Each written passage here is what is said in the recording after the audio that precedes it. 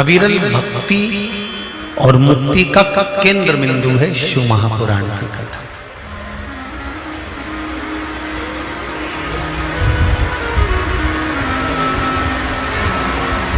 बचपन, जवानी, अधेड़ी और बुढ़ापा,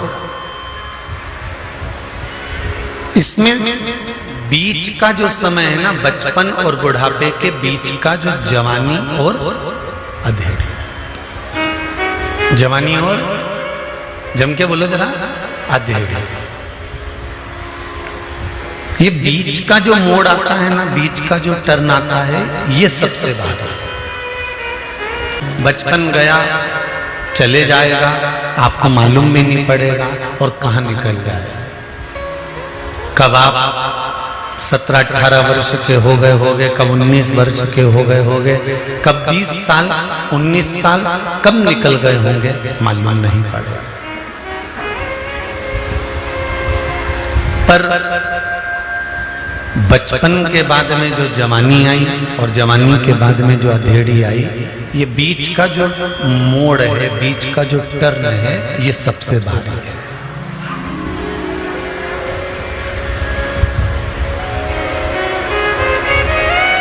जितनी भी लूटपाट होती है ना, वो कहते हैं ना, हम तो रास्ते से जा रहे थे और बीच में किसी ने हमको लूट लिया। बोलो सही है कि गलत है? हम जा रहे थे और एक मोड़ ऐसा आया, उस मोड़ में बीच में किसी ने गाड़ी अड़ा दी और बीच में हमको लूट लिया।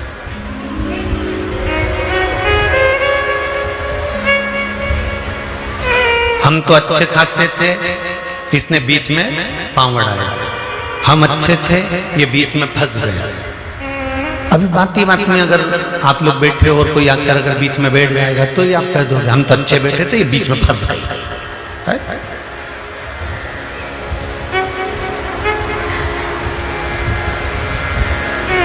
हम तो बढ़िया इंदौर जा रहे थे, भोपाल जा रहे थे, बीच में एक मोड़ आया, वहां बीच में किसी ने गाड़ी रोकी और बीच में हमारी गाड़ी पूरी की पूरी।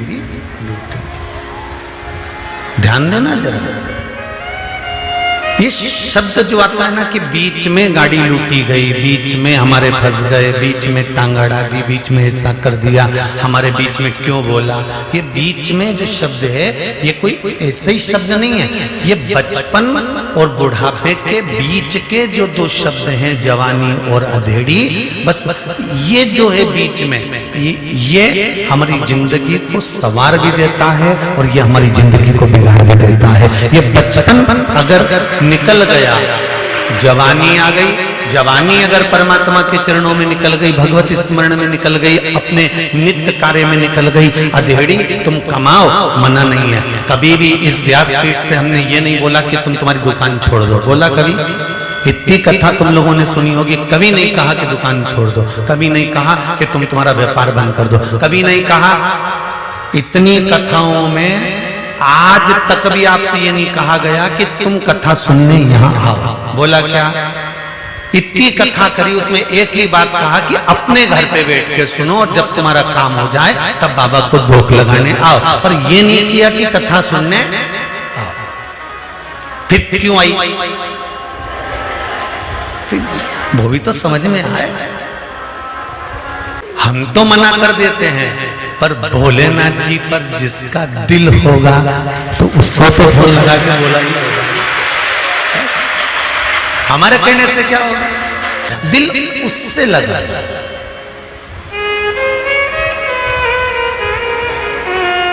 अब ये रामकिशोर जी के भी बहुत सारे रिश्तेदार होंगे और दुबे जी के भी बहुत सारे रिश्तेदार होंगे, पर इनने भी फोन उसी को लगाया होगा जिसको कथा में रुचि होगी और जिससे इनका जरा आत्मीय प्रेम ज्यादा होगा। ऐसे तो ढेर, जैसे कोरोना में जो शादी हुई थी ना, तुम्हें मालूम है? तुम्हें ही नहीं बुलाया होगा। कोरोना में जो शादी हुई, उस शादी में 50 लोगों को बुलाना था, और 50 में जो गिनती में थे बिल्कुल वीआईपी ने खास उन्हीं को बुलाया गया। तो उसी तरह देव अधिदेव महादेव यदि आपको उज्जैनी बुला रहा है, काशी बुला रहा है, कुबेरेश्वर धाम बुला रहा है, तो ये उसकी मर्जी है, इसमें किसी की मर्जी नहीं चल सकती। ये उसका मन, ये उसका स्मरण।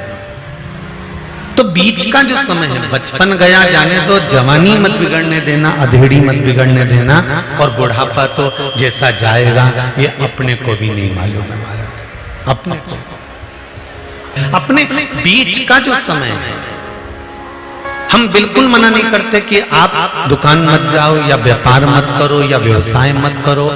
शिव महापुराण की कथा में भगवान शंकर ने बारंबार कहा है, पार्वती जो मनुष्य अपने कर्म को करता है और कर्म की ओर आगे बढ़ता चले जाता है, जैसे नंदी मुझे देखता रहता है और अपने कर्म में लगा रहता है, जो व्यक्ति अपने लक्ष्य को निश्चित कर कर चलता है और अपना कर्म करता रहता है, पार्वती उसको मंजिल तक पहुंचाने की जवाबदारी मेरी होती है, फिर उसको मंजिल में दे देते हैं।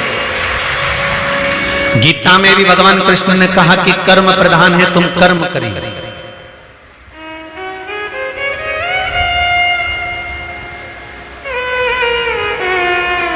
कर्म आपको करना है। एक गाड़ी चलाने वाला जो गाड़ी चलाता है ना, आगे बैठ के वो पीछे मुड़ के देखता है क्या? अरे जम के तो बोलो, नहीं। साइड में देखेगा? नहीं। इधर देखेगा? नहीं। और जितनी सवारी इसमें पीछे बैठी हुई है ना, जितनी सवारी साइड में बैठी हुई है ना, ये तो केला छील के केला खा रहे, एप्पल खा रहे, मूंगफली छील के खा रहे, खूब प्रेम से बात करते करते जा रहे, गप्पे भी लगा रहे, एक दूसरे को कूट भी दिया पकड़ गाड़ी के अंदर, पानी भी ढोल दिया, शीशे में से देख भी रहे हैं, खिड़की भी खोल रहे हैं, बंद भी कर रहे हैं, बात भी कर रहे हैं, गप्पे भी लगा रहे हैं, खुश भी हो रहे हैं, रो भी रहे हैं, हंस भी रहे हैं, गा भी रहे हैं। ये जितने ड्राइवर के आसपास में बैठे हुए हैं, जितने ड्राइवर के पीछे बैठे हुए हैं, जितने पीछे की सीटों पर बैठे हुए हैं, जितने साइड की सीटों में बैठे हुए हैं, ये सब अपना अपना काम कर रहे हैं।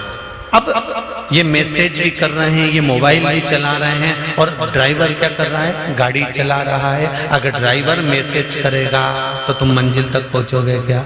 ड्राइवर मोबाइल चलाएगा तो मंजिल तक पहुंचोगे क्या? नहीं। ड्राइवर अगर बातें करेगा, गप्पे लगाएगा, इधर उधर देखेगा, तो मंजिल तक तो नहीं पहुंचोगे ना, वो यम के पास जरूर पहुंच जाओगे। ड्राइवर की दृष्टि सामने है और वो गियर पर गियर लगा रहा है, स्पीड ब्रेकर आकर गाड़ी भी रोक रहा है, चले जा रहा है, उसकी मंजिल सामने है, वो गाड़ी को दौड़ा रहा है, भगा रहा है, और मंजिल तक पहुंचना है तो दृष्टि सम्मुख में रखी है। उसी तरह शिव महापुराण की कथा कहती है, ये पूरा शरीर गाड़ी है, इसकी इंद्रियां इसके पहिए हैं, और मन रूपी ड्राइवर इसको चला रहा है। बस इस ड्राइवर को शंकर के सामने ले जाकर खड़ा कर दो तो मंजिल निश्चित हो जाती है। शिव के सम्मुख में ले जाकर खड़ा करो तो मंजिल तक पहुंच जाओ। भगवान के सम्मुख में, भगवान की चौखट पर, इसकी दृष्टि हो। कल कथा में अपन ने सुना था सुयशा, और वो सुयशा नंदी की धर्म पत्नी, नंदी को मंदिर में बिठाने के लिए, शिवालय में बिठाने के लिए, शंकर के दरवाजे पर बिठाने के लिए घोर तप करा उसने, शंकर जी की आराधना करी, शिव जी ने वर भी दे दिया, और वो सम्मुख में जाकर नंदी बैठ भी गया। पर नंदी से हमको सीखने को मिलता है कि भगवान के सम्मुख में उसकी दृष्टि है। महाराज फिर द्वार मिले ना मिले, पर तेरा जो द्वारा है वो निश्चित हो, निश्चित, तेरी चौखट निश्चित है। शंकर जी के मंदिर गए होगे, शिव जी पे एक लोटा जल कंकर शंकर पे भी तुमने यहां आकर भी चढ़ाया होगा। जाते जाते बाबा से एक बात कहकर जरूर जाना, जैसे सावन के महीने में जल बरसता है, और वो जल बीज पर पड़कर अंकुरित होकर फल देता है। उसी तरह सावन के महीने में मैंने भी 1 लोटा जल चढ़ाया है, वो भी ऐसा जल हो कि मेरे जीवन में सुख को अंकुरित करे और मेरा जीवन धन्य हो जाए। ऐसी कृपा कर, ऐसी दया करना। हम तेरे धाम में, हम तेरी चौखट पर कथा सुनने के लिए आए, तेरे दरवाजे, तेरी चौखट। तू कृपा करेगा तब सुख मिलेगा।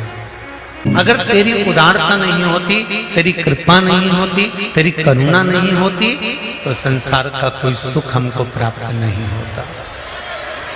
संसार का कोई सुख हमें नहीं मिलता। महाराज शिव कथा कर रहे, शंकर जी की कथा कर रहे।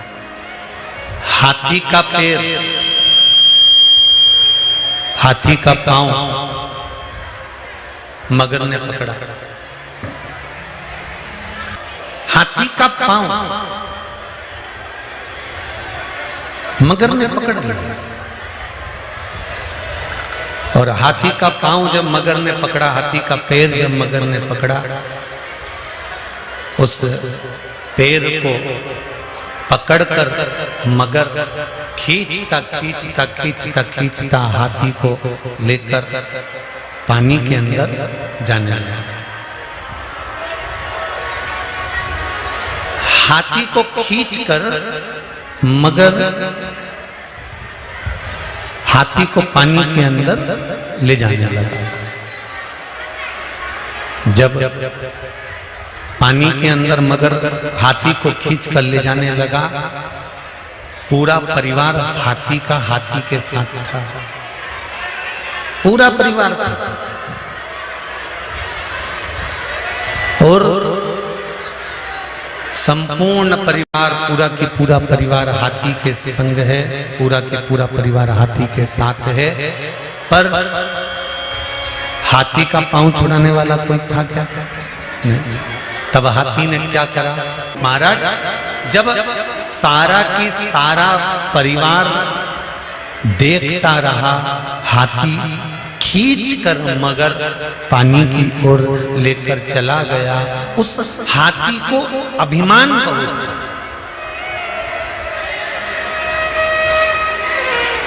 था, उस हाथी को अहंकार बहुत था। और हाथी को अहंकार किस चीज का था? हाथी को अभिमान किस चीज का था? हाथी को अभिमान था कि मेरे पास में बल बहुत है, मैं बहुत बड़ा हूं, बहुत विशाल हूं, मेरे पास में बल बहुत। हाथी को अभिमान इस चीज का था कि मेरे पास में बल बड़ा है, मेरे पास में बहुत बल है, मैं बड़ा विद्वान हूं, मेरे पास में बहुत सारा, मेरा शरीर बड़ा विशाल है, बहुत प्रबल है, और मुझे कोई हरा नहीं सकता, और मेरा परिवार मेरे साथ में है। यह हाथी का अभिमान था, यह हाथी की अभिमतता थी, यह हाथी का अहंकार था। पर जब हाथी का पांव पकड़ा, और हाथी का पांव पकड़कर जब पानी के अंदर गया, जाने के बाद हाथी का पांव पकड़कर पानी में जाने के बाद पानी में हाथी धीरे धीरे धीरे धीरे धीरे धीरे समाने लगा, धीरे धीरे डूबने लगा। तब हाथी का पूरा शरीर पानी के अंदर चले गया। केवल हाथी की सूंड हाथी ने ऊपर कर ली, और उससे श्वास ले रहा था, वो भी धीरे धीरे धीरे धीरे पानी में जाता जा रहा था। थोड़ा सा ही बचा था, तब हाथी ने विचार कर लिया कि अब मुझे कुछ ना कुछ करना पड़ेगा। मेरा परिवार मेरा साथ नहीं दे रहा, मेरा कुटुंब मेरा साथ नहीं दे रहा, अब मृत्यु की घड़ी सामने आकर खड़ी हो गई है। तब उस हाथी ने क्या करा? तब परमात्मा को पुकारना प्रारंभ, तब उस भगवान को बुलाया, तब उसको हम शिव के आश्रित रहे। महाराज श्री शिवा नमस्तो श्री शिवाय नमस्तुभ्यं। श्री शिवाय नमस्तुभ्यं। श्री शिवाय नमस्तुभ्यं। कहा सुयशा ने जो मांगा था नंदी के लिए, वो सुयशा को मिल गया। देखिए, शिव महापुराण की कथा कहती है, कल कथा में कहा था ध्यान लगाना और प्रार्थना करना, दोनों में एक भारी अंतर है। ध्यान लगाने में भगवान से डोरी बंध रही कि नहीं बंध रही पता नहीं है, पर प्रार्थना करने में दिल की बात हम देव अधिदेव महादेव से कह देते, हृदय की बात। जवानी और अधेड़ी, जवानी में भी और अधेड़ी में भी ये जो मोड़ का समय होता है, बीच की जो घड़ी होती है, बीच का जो समय होता है, इस बीच के समय को हमें संवारना। कहते हैं ना ये बहुत बिगड़ रहा है। बिगड़ने से मतलब क्या है? क्या बचपन में कोई बिगड़ जाता है? बच्चा हाथ में है, गोदी में है, बच्चा बिगड़ेगा? नहीं। अगर मार्ग भटकने का समय होता है ना, तो ये जो टर्निंग पॉइंट जो आता है, ये मोड़ जो आता है, इस मोड़ में व्यक्ति भटक जाता है। और सरल भाषा में समझ लीजिए, आप लोग गाड़ी से आए होंगे तो कहीं कहीं पर लिखा होता है अंधा मोड़। बोलो पढ़ा है कि नहीं पढ़ा? किस किस ने पढ़ा? जरा हाथ उठाओ। पढ़ा है ना सबने? क्या लिखा होता है? अंधा मोड़। अंधा मोड़ का मतलब है कि जब मोड़ आएगा तब व्यक्ति को दिखाई नहीं देगा। एक मोड़ तो ये आ गया कि मोड़ आए तो सावधानी रखो, मोड़ आए तो धीरे चलाओ। एक मोड़ हमारे यहाँ छोरा छोरी को भी बांधा जाता है। कब? अरे बोलो जम के जरा। शादी में सिर पे मोड़ बांधते कि नहीं बांधते? तो मोड़ क्यों बांधा जाता है? मोड़ बांधने का कारण क्या है? क्योंकि गाड़ी चलाने वाले के लिए भी कहा जाता है कि मोड़ पर थोड़ा ध्यान रखना। अभी तक तुम्हें घर का ध्यान नहीं था, अभी तक तुम्हें परिवार का ध्यान नहीं था, अभी तक तुम्हें कुटुंब कबीले का ध्यान नहीं था। अब तुम्हारे सिर पर जब से मोड़ बंध गया, तब से तुम्हारी जिंदगी का भी टर्न पॉइंट आ गया। अब मोड़ तुम्हारे सिर पर आकर खड़ा हो गया है, इसलिए परिवार का ध्यान रखना अब तुम्हारी जवाबदारी। अब माता पिता की जवाबदारी खत्म हो गई जी। कब से? जब से गाड़ी, अरे जम के तो बोलो, मोड़ पे पहुंचे। जब से तुम्हारे सिर पर मोड़ रखाया, जब से तुम्हारे सिर पर मोड़ रखाया, तब से वो तुम्हारा टर्निंग पॉइंट, तुम्हारा गाड़ी का मोड़।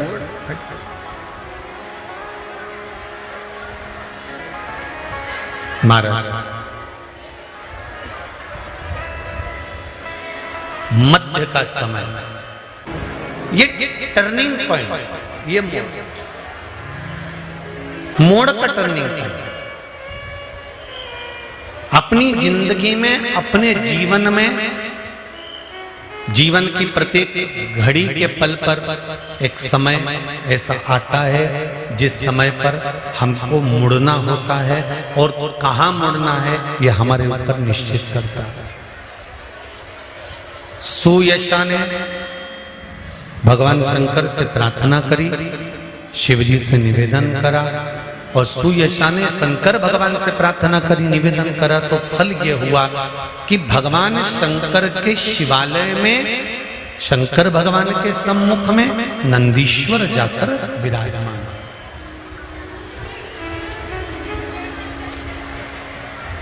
देखिए,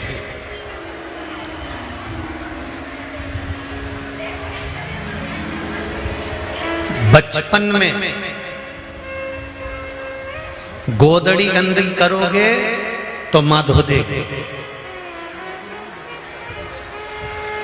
अरे बोलो तो जम के, सही है। बचपन में अगर गोदड़ी गंदी करोगे तो मां, बोलो जम के जरा, मां धो देगी।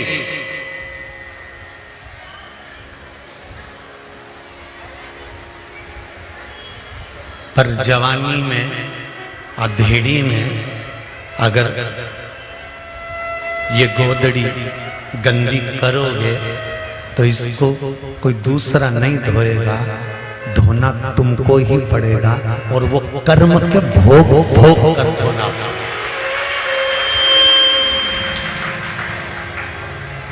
बचपन की गोदड़ी को मां धो सकती है, बचपन की गोदड़ी को पिता धो सकता है,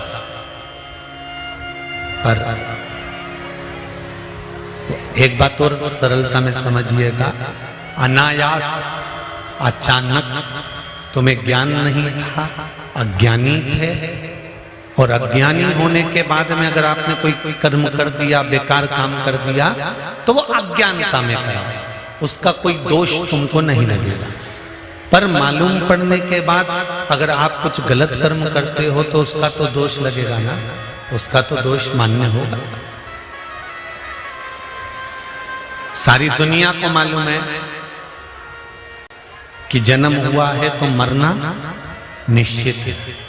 सारी दुनिया को मालूम है कि बचपन आया है तो जवानी भी आएगी, और जवानी आया है तो बुढ़ापा भी आएगा, अधेड़ी भी आएगी, ये निश्चित है, इसको कोई टाल नहीं सकता।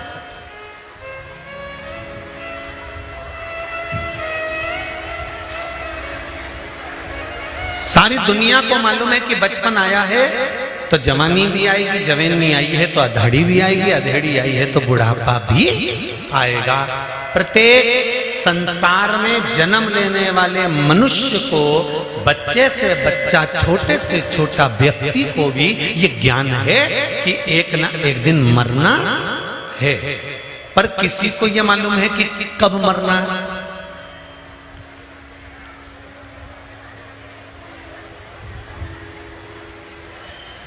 किसी को ये अंदाजा है कि कब प्राण छोड़ना है।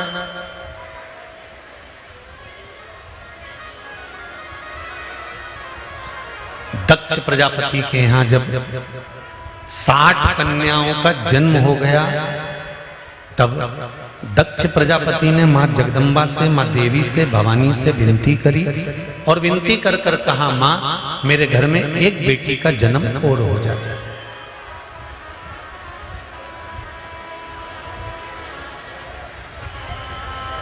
मेरे घर में एक बेटी और जन्म ले।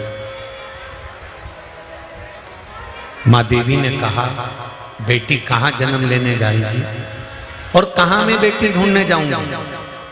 दक्ष प्रजापति, तेरे घर में स्वयं में आद्य शक्ति दुर्गा भवानी तेरे घर में बेटी के रूप में जन्म ले, और सती के रूप में दक्ष प्रजापति के घर में माता पार्वती का स्वरूप जो था सती के रूप में जन्म ले लिया।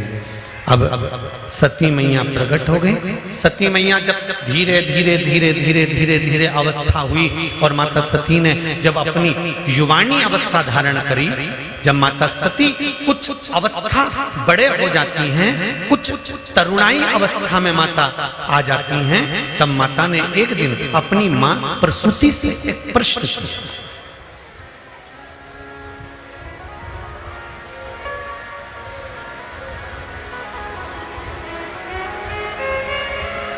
अपनी माता प्रसूति से एक प्रश्न किया, और माता प्रसूति से कहा, मां मेरे मन का एक संशय है। माता प्रसूति ने सती से पूछा, वो संशय कौन सा है? बता तू क्या संशय तेरे मन में?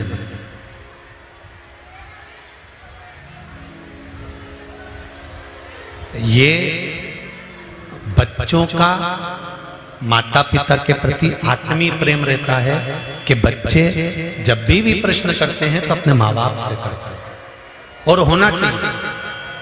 और प्रत्येक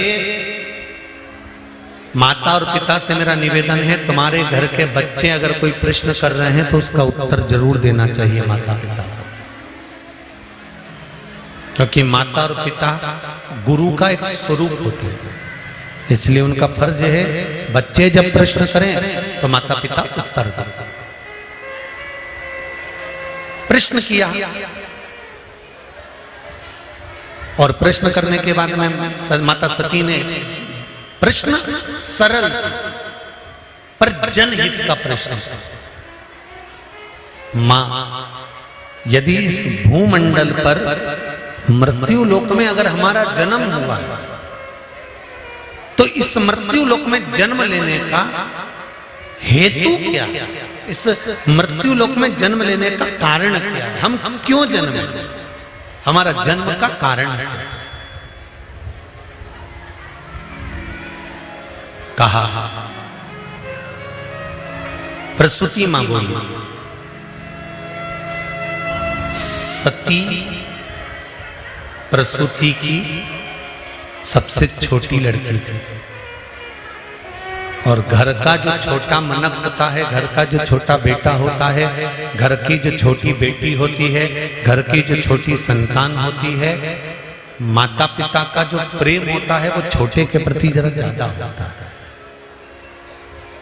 इसलिए हम आपको बार बार कथाओं में भी कहते हैं कि भगवान से प्रार्थना करना कि हमको किसी परिवार में बड़ी बहू बनाकर मत भेजना। जो घर की बड़ी बहू होती है ना, उसको बहुत सुन के चलना पड़ता है, बहुत संभाल के चलना पड़ता है। जरा जरा सी बात में सास चिल्ला के दौड़ जाती है, आंखनी थी, तू तो बड़ी थी, तू तो बड़ा था, तेरे में अक्ल नहीं थी। और घर की जो छोटी बहू होती है ना, वो थोड़ा सा भी काम बिगाड़ देती है ना तो भी सास के मुंह से नहीं निकलता, छोटी है, छोटी, अभी तो छोटी है, अभी अभी कोई इसमें अक्ल है, अभी अभी तो आई है, शादी हुई है, नई नई आई है, उसमें अक्ल है। और फिर बड़ी बहू इतना कह दे कि हम ब्याह कर आए थे, शादी कर कर आए थे, तो 6 महीने में हमको तो कह दिया था कि तुम इतनी बड़ी आई हो, काम करो। और वो अब छोटी है, 2 साल में भी, 4 साल में भी, 6 साल में भी, छोटी हमेशा छोटी ही रहती है।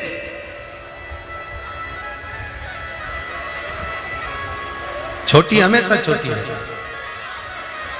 और बड़ी हमेशा बड़ी ही रहती है। वो कोई भी काम अगर बात अगर कुछ भी जरा से भी मेहमान ज्यादा आ गए ना तो कहा किससे जाता है, तू तो बड़ी थी ना, कम से कम पहले तुझको आना चाहिए। उसकी नींद नहीं खुली, वो तो छोटी थी, पर तू तो समझदार थी, तू तो बड़ी थी, तू आ जाती है ना उतर कर।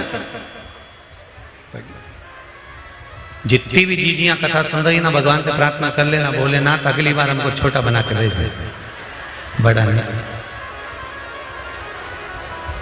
छोटे बनने में फायदा है, बड़े बनने में कोई फायदा नहीं है। ऐसा बड़ा बनना तो बड़ा बड़ा बेकार काम है। कोई हमसे पूछे ना तो हम तो स्पष्ट कह दें जिंदगी में कि कभी बड़े मत बनना। ट्रेन में सफर भी करो और बाथरूम भी जाओ ना तो 4 वीडियो बनाने वाले मिल जाते हैं कि महाराज गए हैं तो फोटो खींचे थे। अब ये स्थिति, पंडित जी सत्य कह रहे हैं महाराज। अगर छोटे हो ना, कहाँ जा रहे हो, कहाँ आ रहे हो, क्या कर रहे हो, क्या बोल रहे हो, कोई मतलब नहीं रहता। पर जब आप बड़े बनते चले जाते हैं तो आप क्या बोल रहे हो, किसके लिए बोल रहे हो, कैसे बोल रहे हो, आपने क्या बोला, वो सारी चीजें निकाल के रख ली जाती है कि कैसे बोला, क्यों बोला, किसके लिए बोला, कहाँ खड़े थे, कहीं ठेले पे खड़े होकर हाथ ठेले पर चाउमीन तो नहीं खा रहे थे, कहीं पानी पतासा तो नहीं खा रहे थे। बड़े जब बन जाते हैं तो बड़ा ध्यान रखना, पर छोटे में कोई ध्यान रखना है क्या? नहीं। शिव महापुराण की कथा कर रही है, जब तक तुम छोटे हो तुम्हारी गोदड़ी अगर गंदी भी कर दोगे तो उसको मां जम के बोलो जरा धो देगी। अगर बचपन में गोदड़ी गंदी करी तो माँ धो देती है, पर जवानी में अधेड़ी में अगर कोई शरीर गंदा हो गया, ये गोदड़ी गंदी हो गई, तो इसको माँ नहीं धो सकती। इस गोदड़ी को तो फिर हमें खुद को धोना पड़ेगा, क्योंकि बच्चा जब बड़ा हो जाता है तो माँ भी कह देती है थप्पड़ मार के, इतना बड़ा हो गया अभी भी गंदगी कर रहा, चल अपने कपड़े खुद धो। बोलो सही है कि गलत है? उठा अपनी पैंट धो के ला, उठा अपना चड्डा धो कर ला, उठा अपना शर्ट धो के ला। अब तो तू बड़ा हो गया, अपने कपड़े तो खुद धो सकता है। जब छोटे थे तब माँ धोती थी, जब बड़े हो गए और अगर कपड़ा गंदा हो गया, गोदड़ी गंदी हो गई, तो उसको कोई नहीं धोएगा, धोना तुमको पड़ेगा। उसी तरह बचपन का किया गया कर्म भगवान माफ कर सकता है, पर जवानी और अधेड़ी में किए गए कर्म को भगवान माफ नहीं करता, उसे भोगना ही पड़ता।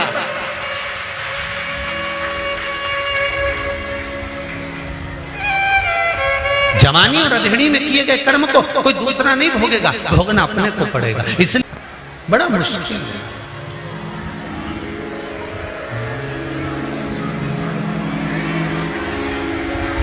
बड़ा मुश्किल है। हमारे कर्म का दंड हमको भोगना। जैसा कर्म करोगे उसके अनुसार फल तो भोगना पड़ेगा। बस एक बात का स्मरण रहे आपको, जब कर्म का दंड हमको भोगना है तो शिव महापुराण की कथा कहती है, भगवान शंकर की कथा कहती है, शिव तत्व कहता है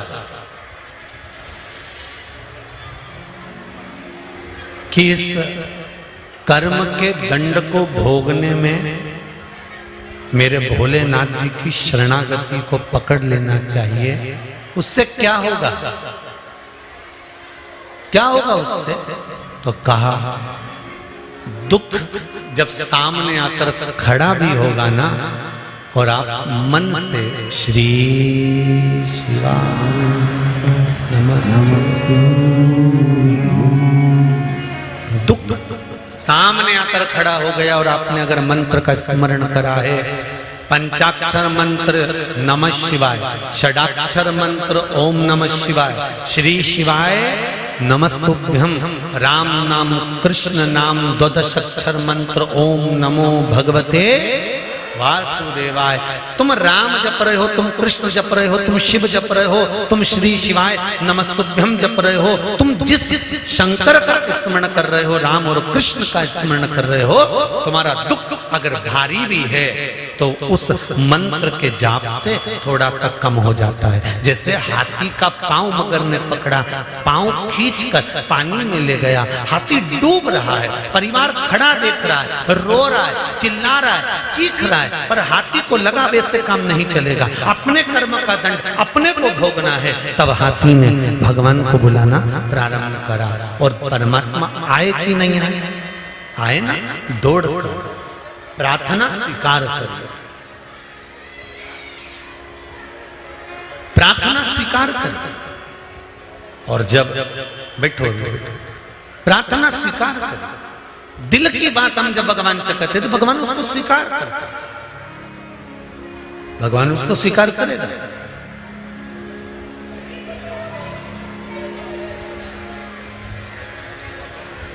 आज एक कोई इंदौर से बहन आई थी, कह रही थी गुरुजी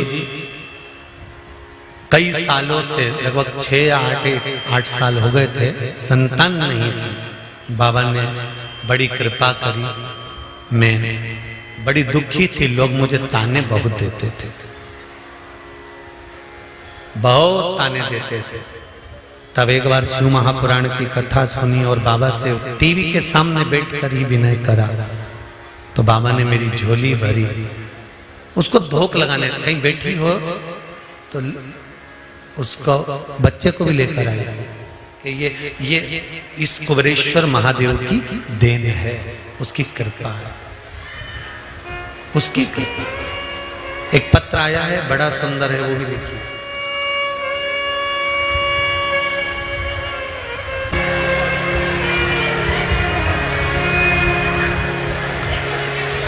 कीर्ति कृष्ण कांत जी वाजपेयी,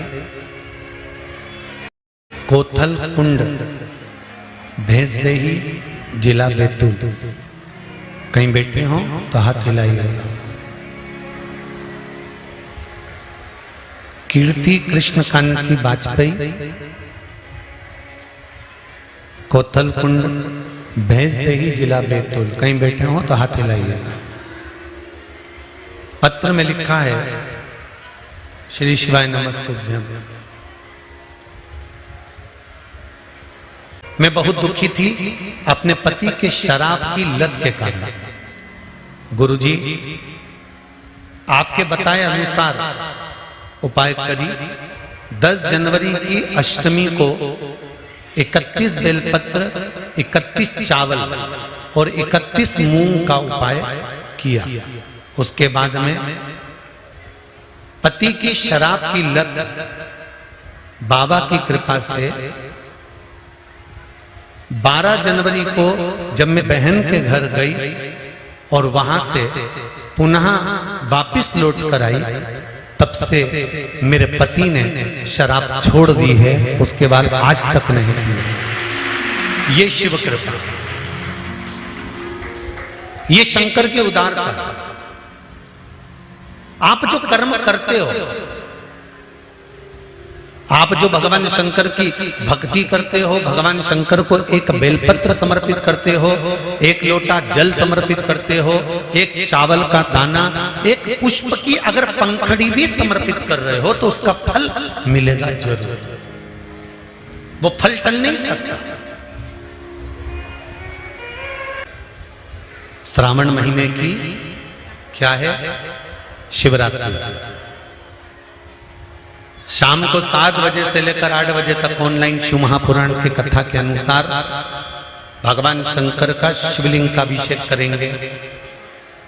आपके नगर में ब्राह्मण जन हो, आपके पहचान वाले हो, तो उनको भी उस अभिषेक में शामिल करें। पार्थिव शिवलिंग का निर्माण करें। ब्राह्मण श्वेत मिट्टी का बनाए, वैश्य पीली मिट्टी का शिवलिंग बनाए, क्षत्रिय लाल मिट्टी का शिवलिंग बनाए, शूद्र काली मिट्टी का शिवलिंग बनाए। अगर मिट्टी नहीं मिलती है तो तुम्हारे गमले में जो भी मिट्टी हो, वो जिस कलर की हो, उस कलर का शिवलिंग का निर्माण करो। और शिव की अर्चना, शिव की आराधना अवश्य करो।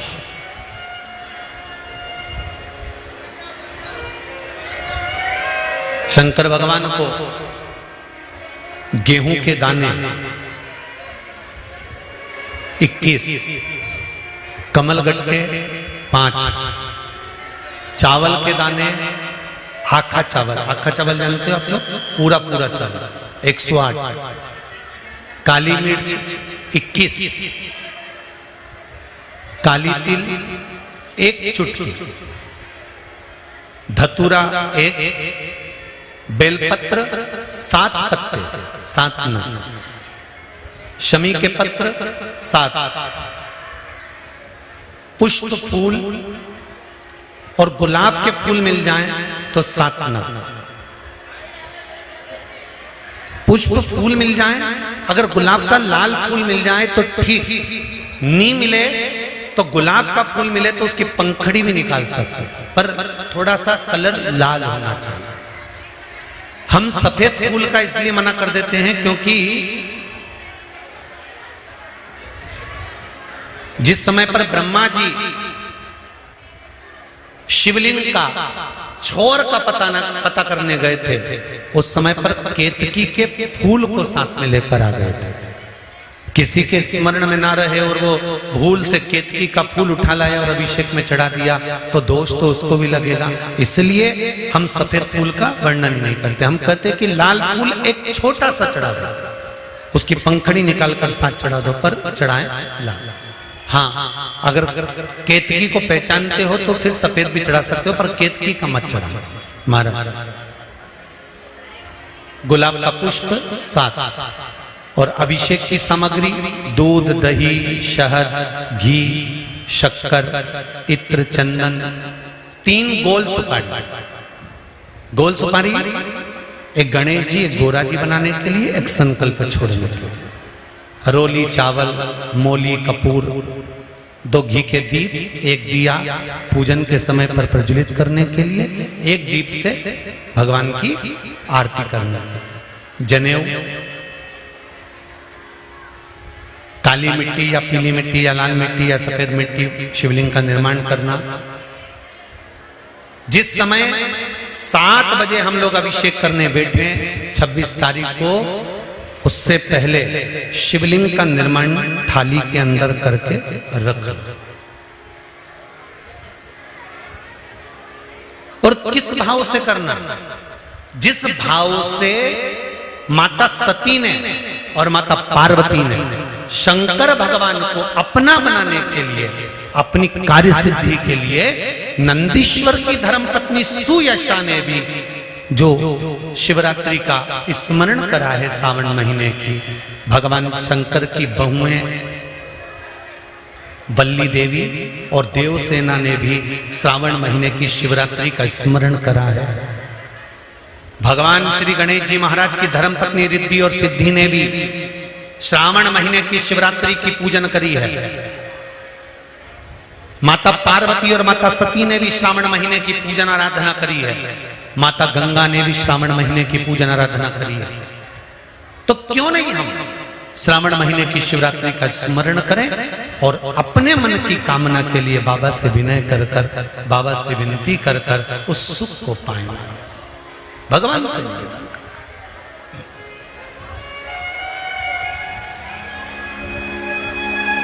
सती मैया तरुणी अवस्था में अपनी माता से प्रश्न करती है और माता उत्तर पर उत्तर देते हैं।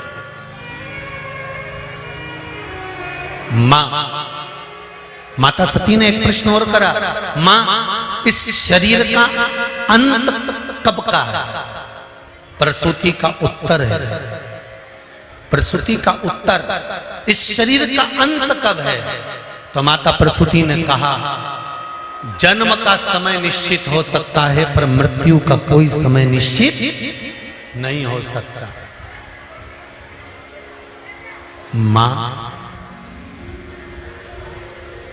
मां कहती है, सुनो पुत्री, जैसे एक आज के बच्चों को और पहले के समय में,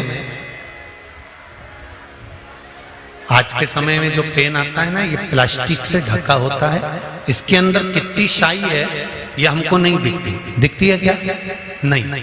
पर पहले के समय में जो पेन आता था, उस पेन में कितनी शाई होती थी, कितनी कम हो जाती थी, वो हमको दिखती थी।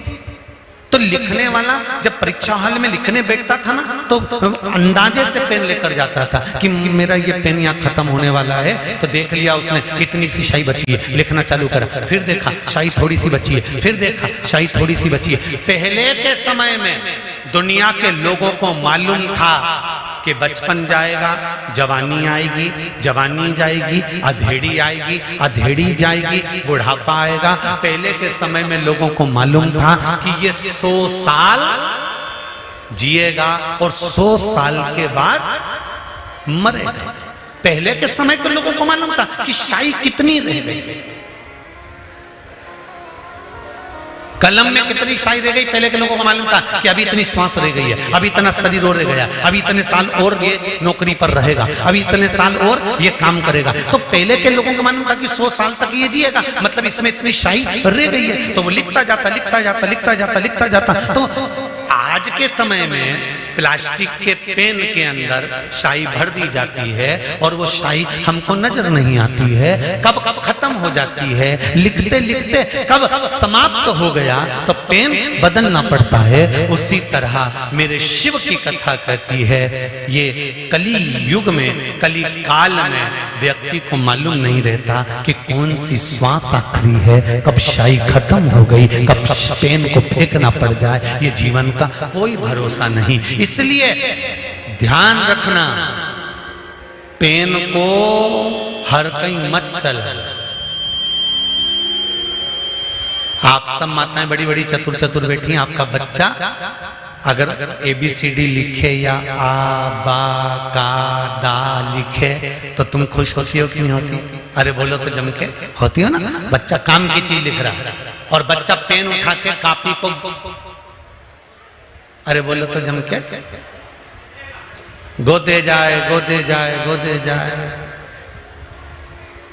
बेमतलब का चलाए जाए चलाए जाए चलाए जाए, तो तुम क्या करोगी? पागल हो गया, चल चल पेन दे। पूरी कॉपी बेकार कर दी, पूरी कॉपी बेकार कर दी, चलो पेन छोड़ो। समझदार मां स्याही खत्म नहीं होने देती और कॉपी का पेज गंदा नहीं होने देती, खराब नहीं होने देती। इसलिए बच्चे को कहती आ लिख बा लिख ए लिख बी लिख सी लिख मना नहीं है, पर कॉपी को यूं ही बर्बाद करेगा तो मां बर्बाद नहीं होने देगी। उसी तरह संत भी ऐसे ही होते हैं। जब हम अपनी जिंदगी बचपन जवानी अधेड़ी बुढ़ापा यूं ही गोद गोद के बर्बाद करना चालू कर देते हैं, खाने में पीने में सोने में बर्बाद करने लगते हैं, घूमने फिरने में बर्बाद करने लगते हैं, तो कोई सतगुरु आता है जो तुम्हारा हाथ पकड़कर कहता है इसको बर्बाद मत करो, हाथ में एक माला पकड़ो, शंकर का गुणगान करो, भगवान की अविरल भक्ति में डूबो, तो ये जिंदगी सार्थक होगी। संत भी तुम्हें बेकार होने से रोक देते, सतगुरु भी तुम्हें बेकार होने से रोक देते।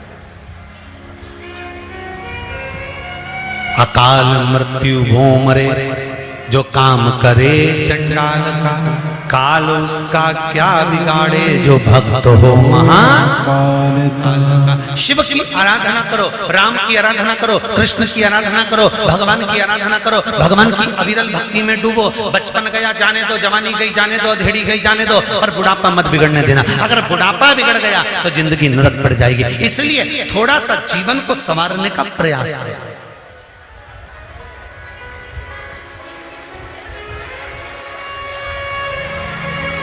थोड़े से जीवन को संवारना।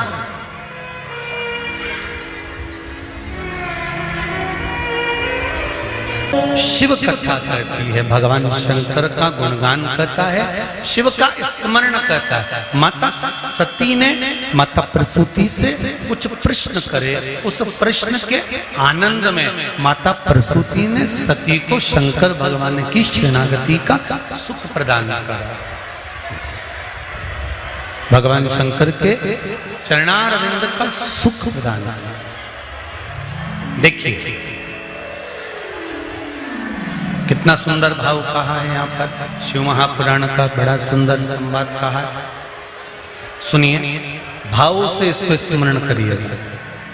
सती मैया ने अगला प्रश्न किया है, जैसे आपको कल कथा में कहा था कि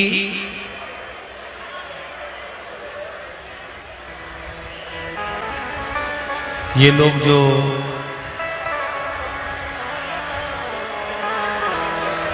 राखोड़ी करते हैं ना, राखोड़ी, आप लोगों को ध्यान में होगा कि महाराष्ट्र साइड में मारवाड़ी परिवार जो भी जितने भी रहते हैं वो ऐसे पैकेट बना लेते हैं लाखोड़ी के, मतलब दाने गिन गिन के 1000, 100, लाख चावल का दाना हुआ, चाहे दाल हुई, चाहे मूंगफली का दाना हुआ, चाहे वो अनेक बहुत सारी चीजों की लाखोड़ी करते हैं। और वो चतुर्मास के अंतर्गत आप लोगों ने भी देखा होगा, कई माताएं बत्ती तैयार करती है, तो 1 बत्ती बनाई, 2 बत्ती बनाई, 3 बत्ती बनाई, फिर उस बत्ती को बना कर और 108 या 1008 बत्ती की, जम के बोलो जरा, 1 बत्ती बना लेते। दर्शन किए आप लोगों ने, कई बार करें आप लोगों ने, लंबी लंबी बत्ती बनाती हैं और 1 बत्ती बना के पटकी, फिर दूसरी बना दी, फिर तीसरी बना दी, चौथी बना दी, फिर बनाते 108 बत्ती या 1008 बत्ती, और उस बत्ती की फिर एक बत्ती। इसका क्या मतलब?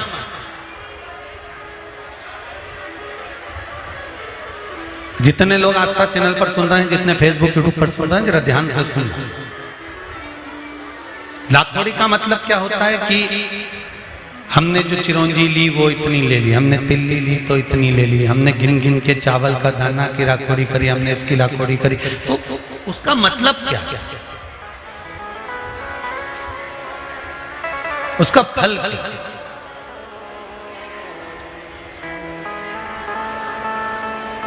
क्या फल मिलता है? तो उसका फल का वर्णन करा गया। सती मैया ने शंकर भगवान को पति बनाने के लिए और अंत में भगवान शंकर के ही कंधे पर मृत्यु के पश्चात एक सौभाग्यवती नारी, अखंड सुहागन नारी का सबसे बड़ा, अगर भगवान से कुछ मांगना होता है तो वह भगवान से यही मांगती है कि जब मैं मरूं मेरे मांग में सिंदूर हो, गले में मंगलसूत्र हो, हाथों में चूड़ियां हो, पाँवों में पायल हो, मेहंदी महाबूर मेरे लगा हुआ हो, लाल चुंदड़ी में ओढ़ी हुई हो और अपने पति के कंधे पर और अपने पुत्र के कंधे पर चढ़कर मैं शमशान तक जाऊं। ये एक सौभाग्यवती नारी भगवान से मांगती है श्रावण महीने में।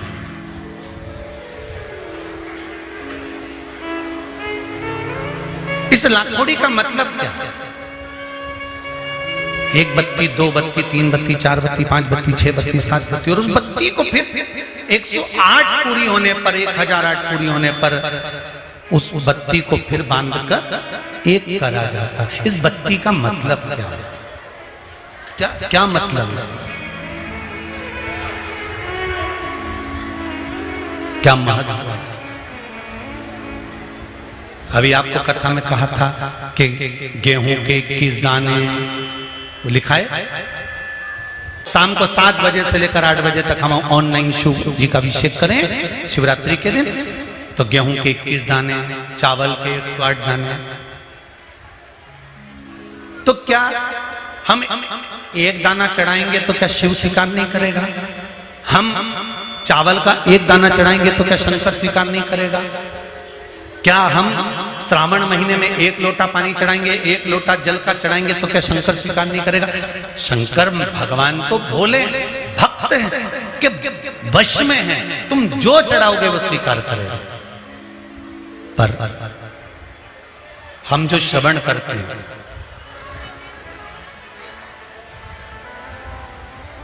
क्यों 21 दाने, क्यों 108 दाने, क्यों बेलपत्र 7,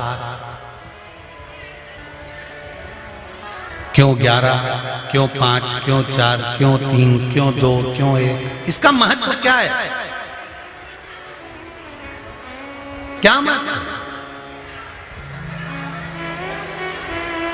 महाराज शिव पुराण का स्कंद पुराण वर्णन करती है, कुर्म पुराण में भी इसका सुंदर भाव व्यक्त वर्णन किया गया है और गर्ग संहिता में भी इसका सुंदर भाव वर्णन होता है कि हम कोई भी सामग्री की सवामणि करते हैं या लाखोड़ी करते हैं या दीप की बत्तियां हम ज्यादा बनाने के बाद में एक बत्ती का निर्माण कर भगवान को समर्पित करते हैं। उसके पीछे एक कारण होता है, स्त्री नारी सौभाग्यवती रहकर एक वस्तु का दान नहीं करती। फिर समझ लेना मेरी जीजी, केवल अकेली साड़ी बिना ब्लाउज पीस के किसको दी जाती है ये आप भी जानते हैं। एक वस्त्र का दान किस समय पर दिया जाता है? जिस समय पर किसी नारी का पति चले गया हो और मायके से पहली बार जो वस्त्र आता है, सबको अंदाजा होगा इस चीज का, उस नारी के लिए जो पहला वस्त्र आता है उसमें ब्लाउज का पीस नहीं आता, केवल एक साड़ी ही आती है, कपड़ा नहीं आता, दूसरा वस्त्र नहीं आता।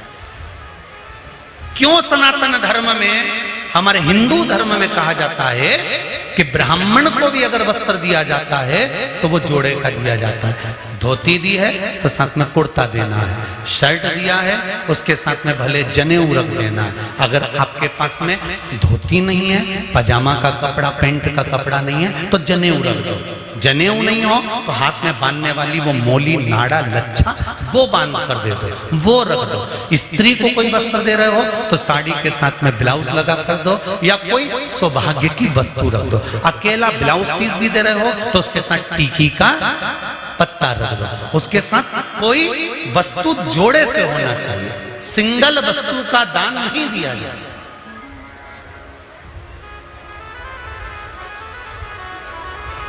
बहुत अच्छे से समझ लेना भाई, थोड़ा सा त्योहार होना आ रहे हैं, आप लोगों से भी कोई गलती ना हो तो स्मरण करना कि हम अगर कोई वस्तु का दान दे रहे हैं तो वो एक से अधिक में जब देते हैं तो नारी के लिए अखंड सौभाग्य का। अब सती मई, किसी ने एक प्रश्न करा था, 3-4 कथा निकल गई होगी उस समय पर, किसी का एक मोबाइल पर प्रश्न था, किस सती मैया ने कौन सा व्रत किया था जब सती जलकर भस्म हो गई थी तो शंकर भगवान ने उसको कंधे पर उठाया था और कंधे पर उठाकर सती मैया को लेकर भगवान शंकर ने तांडव किया था। सती ने ऐसा कौन सा पुण्य कर दिया था जो अपने पति के कंधे पर बॉडी पड़ी हुई है, लाश पड़ी हुई है, शव पड़ा हुआ है और सती मैया के शव को लेकर शंकर नाच रहे हैं, शिव तांडव कर रहे हैं।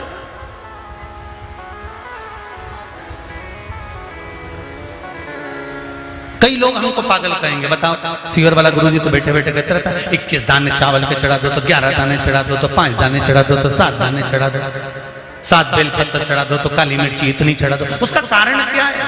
कभी एक एक पुराण को, एक एक शास्त्र को उठाकर तो देखो कि उसमें कितना कितना वर्णन लिखा हुआ है कि कितनी मात्रा में क्या चढ़ना चाहिए।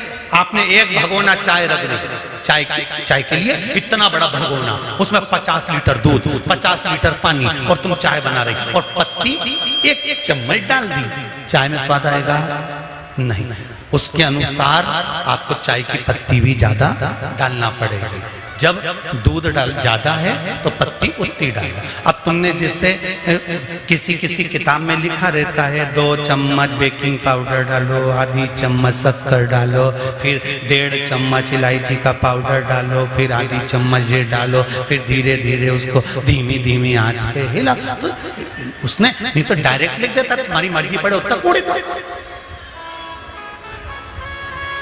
काय को माथा बच्ची करे वो में मतलब का कि 250 ग्राम डालो कि 2 ग्राम डालो कि 4 ग्राम डालो। हलवाई भी तुम्हारे यहाँ पर अगर कोई बड़ा फंक्शन है, तुम्हारे यहाँ पर अगर कोई शादी ब्याह है, तुम्हारे यहाँ पर कोई कार्यक्रम है तो हलवाई भी लिख देता है तराजू बाट ला कर रखना, हलवाई भी लिख देता है आधा किलो जीरा ला के रखना, 1 किलो ये ला कर रखना, 2 किलो वो ला के रख देना। नहीं तो हलवाई कह देता पर्चे के ऊपर लिख के तुम्हारी मर्जी पड़े उतना लाने पटक दो, मैं तो बना दूंगा।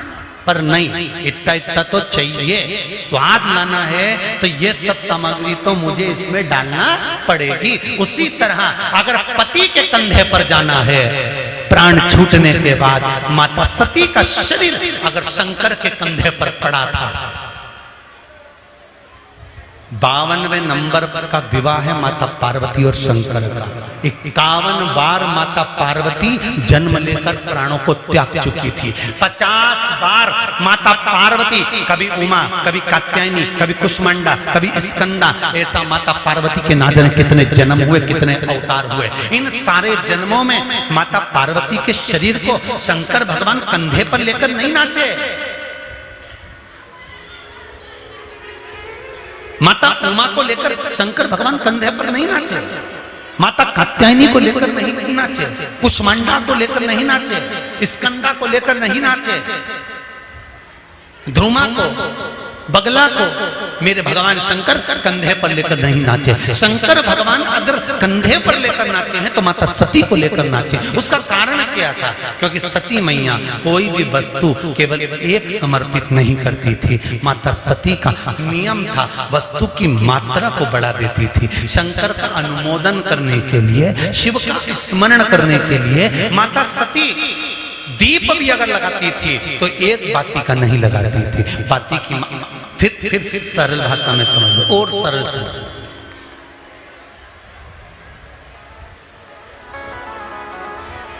दूल्हा दरवाजे पर जब आता है,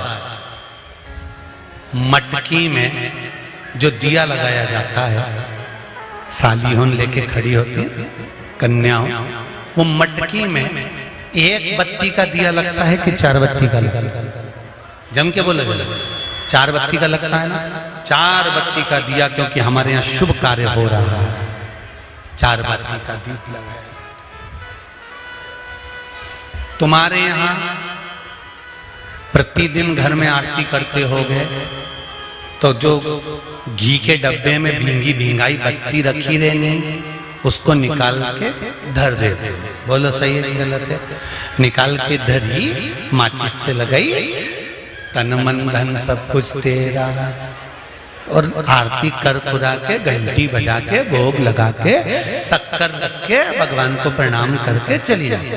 अब तुम्हारे यहाँ सत्यनारायण भगवान की तुमने कथा करवाई तो जो घी की बत्ती लगी वो तो लगी, उसके अलावा एक दिए में कपूर अलग से लगाया। मतलब कितनी बाती हो गई? एक घी की हो गई, एक कपूर की आरती हो गई। जजमान लोग यहाँ आरती करते हैं, उसके बाद में कपूर को फिर जला देते हैं। उसका कारण क्या है? अधिकता में फल प्राप्त करना, अधिकता में फल देना।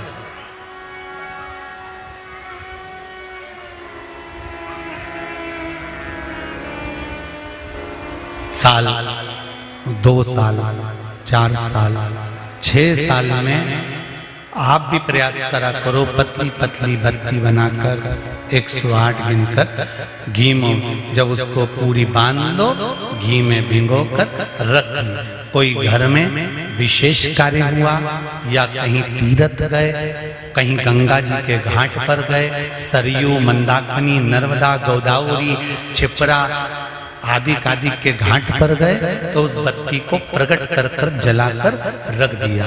क्या होता है उससे? माता सती ने कौन सा पुण्य करा था? जो शंकर भगवान के कंधे पर शव पड़ा हुआ था और शंकर नाच रहे थे, वो सती का पुण्य था कि वो कभी एक सामग्री से शिव को प्रसन्न नहीं करती थी, बहुता में देकर शंकर को रिझाती थी। इसलिए शिव ने उसको अखंडता प्रदान की। शंकर भगवान ने अखंडता दी है उसको, अखंडता।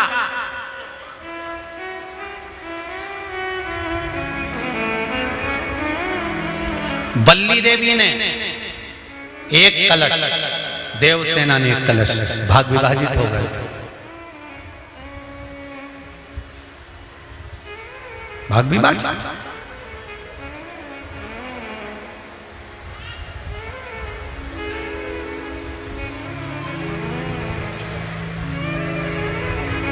आधा भाग भगवान को चाहिए ही पूर्णता में। फिर निवेदन करेंगे। अब एक प्रश्न और खड़ा हो जाता है, ध्यान दीजिएगा जरा, कि गुरुजी तो कथा में कहते हैं कि एक बेलपत्र भी चढ़ा दी तो भगवान शंकर ने स्वीकार करी।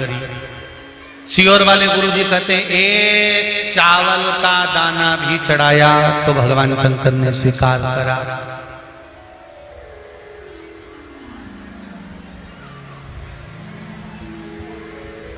इसका क्या भाव है? इसका क्या भाव? इसका क्या महत्व है? तो वो भी समझ लेना जरा अच्छे से, बहुत ध्यान से समझना जरा।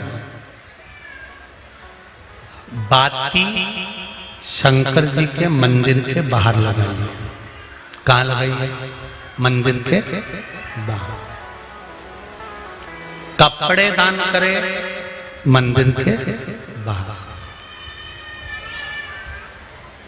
पंडित जी जब मंत्र बोलते हैं तो कहते हैं एक बेलपत्रम, एक बेलपत्र मात्र, एक चावल का दाना। सियोर वाला महाराज भी कहता है कि एक चावल का दाना शंकर भगवान को समर्पित कर दो, एक बेलपत्र समर्पित कर दो, एक लोटा जल समर्पित कर दो, एक फूल की मात्र एक पंखड़ी भी चलाई तो भगवान शंकर इसको स्वीकार करेंगे। इसका महत्व क्या है? तो लिंग पुराण में लिखा है, जब शंकर भगवान पर, शिवलिंग पर कोई एक वस्तु भी समर्पित होती है तो वहां शंकर जी का नाम बदल जाता है और शिव जी का नाम लक्षेश्वर महादेव हो जाता है। कौन से महादेव हो जाते हैं? लक्षेश्वर। शंकर भगवान को जब एक चावल का दाना, एक वस्तु, एक सामग्री शिव को समर्पित करी जाती है, वहां शंकर लक्षेश्वर महादेव हो जाते हैं। लक्षेश्वर का मतलब क्या होता है कि एक बेलपत्र समर्पित करी तो शंकर भगवान ने उस बेलपत्र को 1,00,000 बार स्वीकार कर लिया।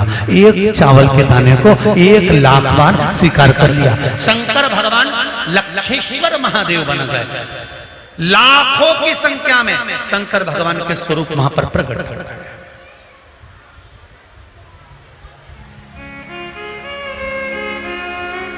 आप में से कितने लोग हैं जो क्षिप्रा नहाए थे? आप में से कितने लोग हैं जो नर्मदा नहाए? आप में से कितने लोग हैं जो गंगा नहाए? आप में से कितने लोग हैं सरयू नहाए?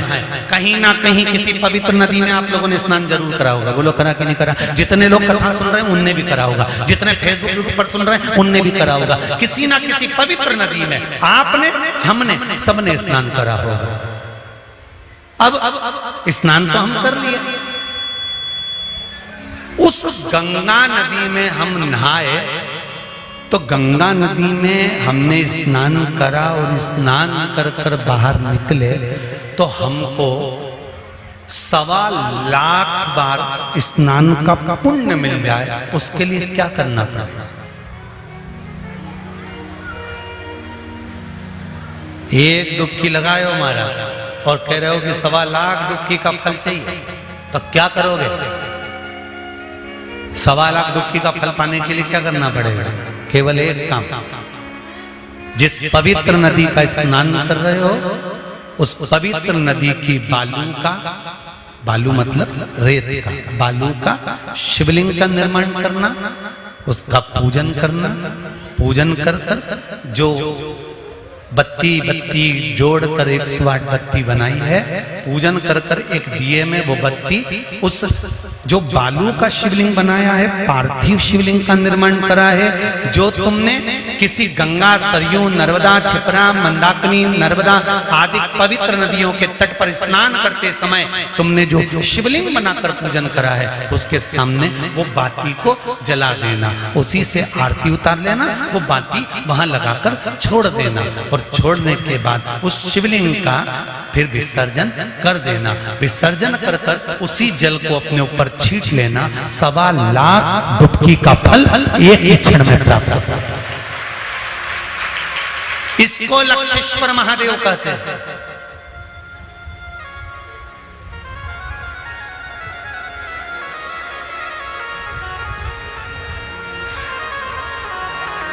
इसको लक्षेश्वर महादेव कहते हैं। महाराज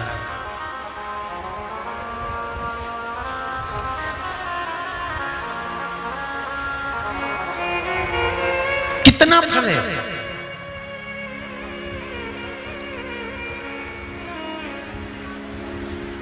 एक चावल का दाना समर्पित करने का कितना फल है? एक बेलपत्र समर्पित करने का कितना फल है? एक पुष्प की एक पंखड़ी समर्पित करने का कितना फल है?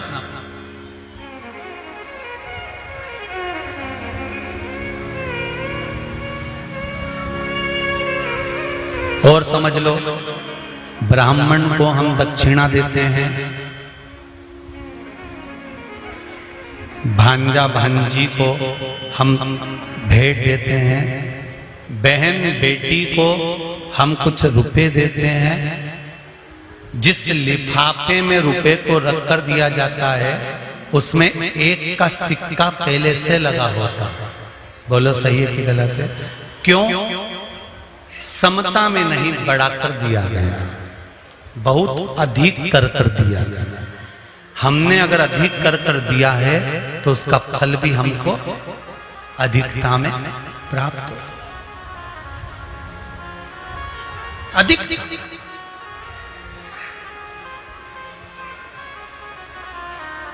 वो तो कहीं कहीं का होता है जो सोच विचार में थोड़ी गड़बड़ी कर सकता है।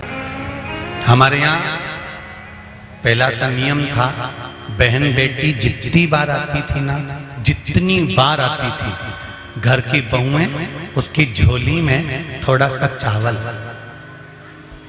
दाल जो भी घर में होता था वो डालती थी। भले वो लेकर नहीं जाती थी, इतना सा दाना पल्लू में बांधा और लेकर चली गई, भले वो वहीं छोड़ गई, पर उसकी झोली कभी खाली कर नहीं भेजती थी। आप में भी जितने लोग बैठे ऐसा नियम पहले था। अब आज का जमाना तो बड़ा विचित्र हो गया कि बहन बेटी से आस लगाकर बैठते हैं। जैसे ही आई तो पहले सोचते हैं राखी पे कितने भतीजों के कपड़े लेके आई है, कितने भाई के कपड़े लेकर आई है। अब तो आस लगा कर बैठते हैं कि ये लाई होगी। और भाई और भाभी को बहन से आस नहीं लगाना चाहिए। भाई और भाभी को तो बहन लेकर आए चाहे ना आए, फर्ज हमारा है कि हमारे दरवाजे से हमारी बहन बेटी खाली ना जाए, तो हमारा दरवाजा भी कभी खाली नहीं होता।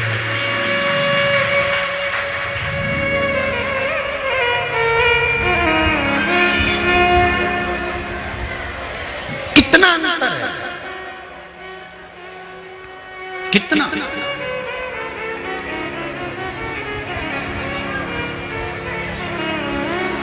सनातन धर्म में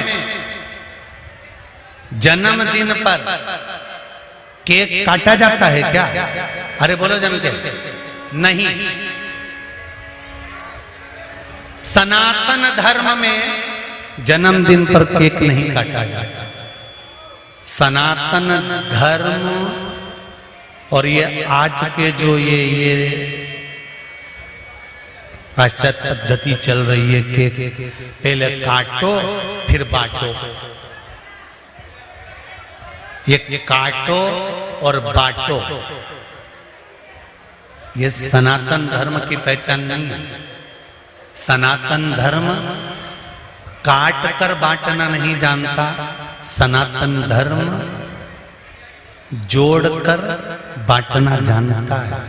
पहले जन्मदिन मनता था तो बूंदी छटती थी, नुकती बूंदी, उसके दाने अलग अलग रहते थे। सनातन धर्म के लोग बांध कर बांटते हैं। बूंदी छटती थी, आटा सिकता था, बिखरा रहता था, दूध का छींटा देकर उसको लड्डू बनाकर बांध कर फिर दुनिया के लोगों को बांटा जाता था। सनातन धर्म में जन्मदिन बांध कर बांटते हैं और पाश्चात्य सभ्यता में जन्मदिन काट कर फिर बांटते हैं। हमारा सनातन धर्म काट कर बांटने को नहीं कहता। हमारा सनातन धर्म बांध कर एक तत्व में बांध दो, सबको एक लक्ष्य में बांध दो, एक आनंद में बांध दो और फिर बांध कर उसका दान दो। अर्थात जिंदगी के हर आनंद को बांधने का प्रयास करो और उस आनंद को दूसरों को देने का भी प्रयास करो। दूसरों को हमारा सनातन धर्म काट कर बांटने का नहीं कहता, काट कर बांटने का वर्णन नहीं करता। हमारा सनातन धर्म बांधना फिर बांटना, बांधो फिर बांटो।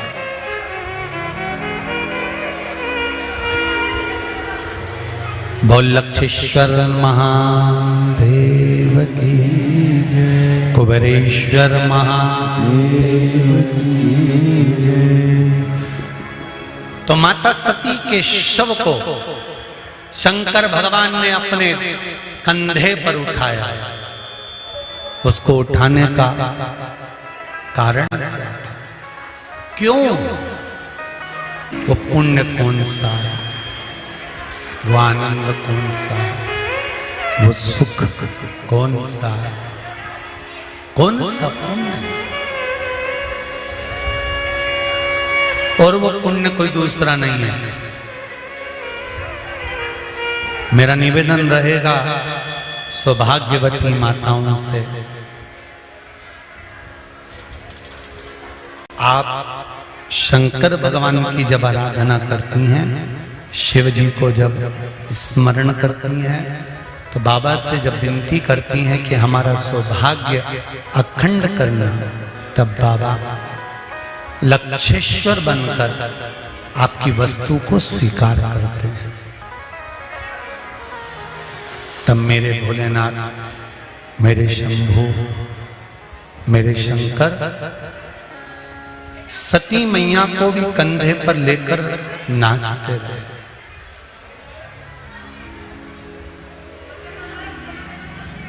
खूब पूजन करी सती मैया, खूब पूजन करी। और सती मैया ने जब भगवान शंकर की आराधना करी, स्तुति करी, शिवपति के रूप में मिल भी गए, शंकर भगवान पति बन गए।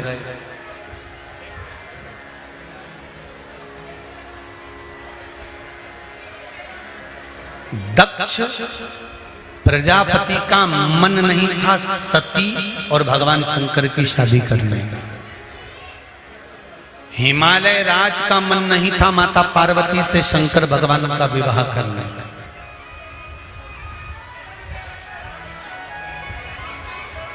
सती मैया और शिव जी के विवाह का बिल्कुल मन नहीं था दक्ष का। जैसे आप हो वैसे दक्ष प्रजापति, आपकी भी तो बहुत सारी चॉइस है। बिजनेस वालों को नहीं दूंगी लड़की, खेती वालों को नहीं दूंगी। कैसा चाहिए? अरे बोलो तो जम के, नौकरी वाला। अब वो नौकरी वाला इतनी दूर नौकरी कर रहा है, क्या खा रहा है, कितना पी रहा है,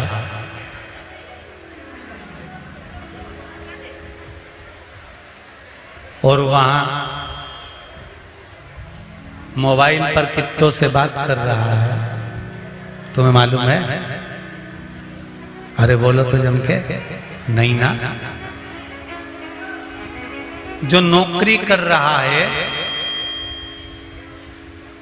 उसने अपना चरित्र प्रमाण पत्र नौकरी में लगाया होगा, 500 का नोट कहीं फंसाया होगा, तो चरित्र प्रमाण पत्र कौन सा बुरा बना होगा? बोलो तो जरा जम के।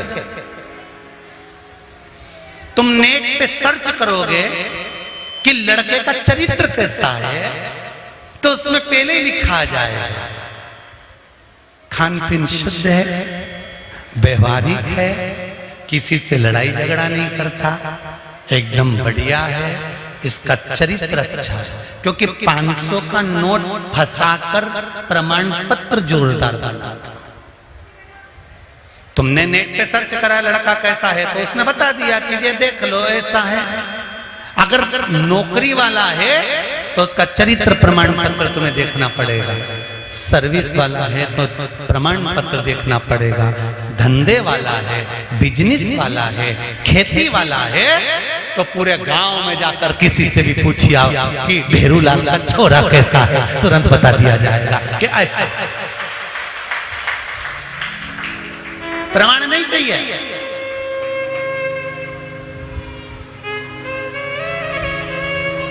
क्यों? उनकी छोरी का संबंध आया हमारे छोरे के लिए। छोरी कैसी है? अच्छी है, लड़की तो बढ़िया है, पर अपना लड़का थोड़ा हाइट में, उसकी छोरी थोड़ी छोटी है। अच्छा, बस इतना मालूम पड़ गया? नहीं है तो अच्छी। अरे बहुत जोरदार परिवार, बहुत बढ़िया। पहले के समय में गांव में रिश्ता आता था और पूरे गांव के लोगों से पूछा जाता था। गांव के लोग सब अच्छे से बताते थे कि ऐसा परिवार, ऐसा कुटुंब, ऐसा कबीला। आज के जमाने में पड़ोस में रिश्ता आता है, पड़ोसी से पूछा जाता है, जरा से पानी भरने के नल के चक्कर में एक बार बाल्टी लगाने के चक्कर में झगड़ा हो गया था, तो उसकी बेटी का संबंध आया, तो ये बाल्टी वाला जैसे इससे पूछा कि संबंध कैसा, अरे उनकी छोरी है, नल पे ऐसा झगड़ा करेगा। जरा सा तुम्हारे झगड़े के चक्कर में तुमने उसका जीवन बिगाड़ दिया।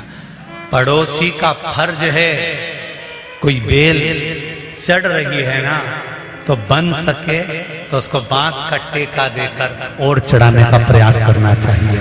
जाओ, बहुत अच्छा लड़का है, बहुत अच्छी बेटी है, अच्छा है तो अच्छा कह दो। अरे नी ओके तो बेरू जी आया, नी वो तो ऐसा नहीं, वो तो वैसा, चढ़ाने का प्रयास करो, ऊपर की ओर चढ़। गिराना नहीं। बेटा बेटी के संबंध जब होते हैं, गांव के लोग हो चाहे शहर के लोग हों, एक बात ध्यान लगाकर देखना कि हमारी भी बेटी, हमारा भी बेटा होगा, उसका भी संबंध करना है। सबके प्रति अच्छा भाव लेकर आओ, श्रेष्ठ बात।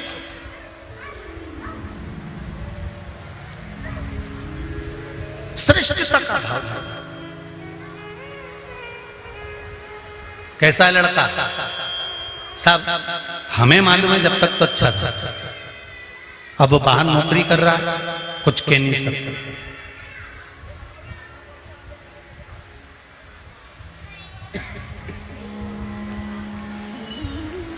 अभी 5 साल 6 साल की लिस्ट निकालना, जिन लड़कियों ने सुसाइड करा है, जिन लड़कियों ने अपने आप को समाप्त करा है, उनकी लिस्ट निकाल कर देखना। जो व्यापार करने वाले लड़के हैं, जो खेती करने वाले लड़के हैं, धंधा करने वाले लड़के हैं, इनकी धर्म पत्नियों ने सुसाइड नहीं करा। अंदाजा लगाकर देखना, जिनके पति सर्विस में थे, नौकरी में थे, उन कई लड़कियों ने सुसाइड करा, मरी, तो उनका अंदाजा लगाओ।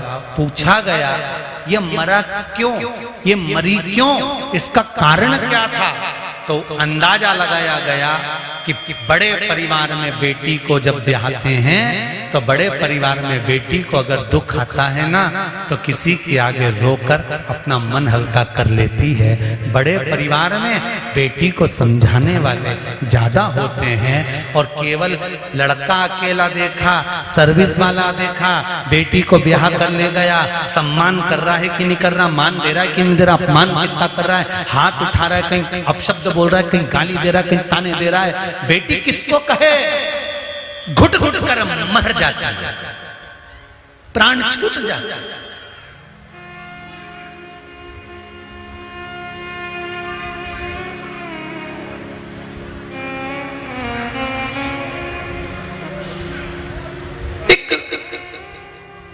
लोगों की सोच बदल गई। सर्विस वाला लड़का चाहिए, नौकरी वाला चाहिए।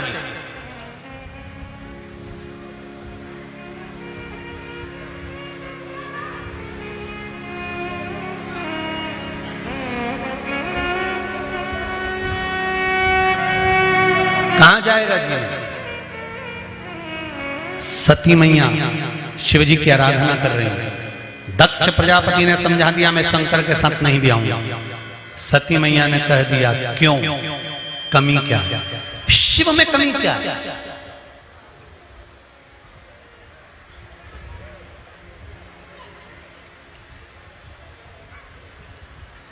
शंकर भगवान में कमी क्या? शंकर के साथ विवाह करने में दिक्कत क्या?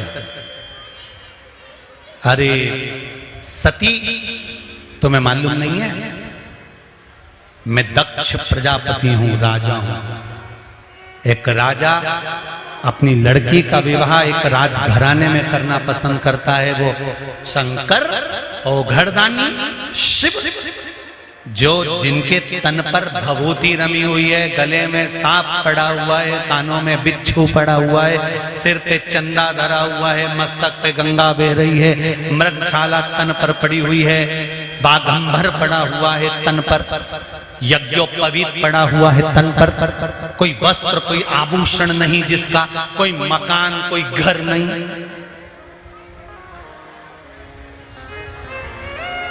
और तुम पूछ रही हो कि इसमें कमी क्या? पार्वती मैया ने कहा तुमने घर देखा, हमें जरूरत ही नहीं है घर की, क्या चाहिए?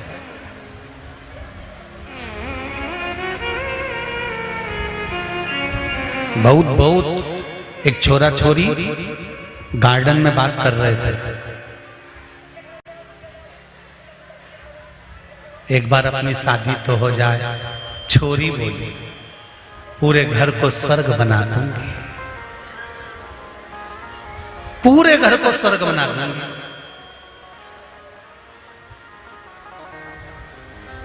एक बार शादी तो हो जाए, मैं पूरे घर को स्वर्ग बना दूंगी।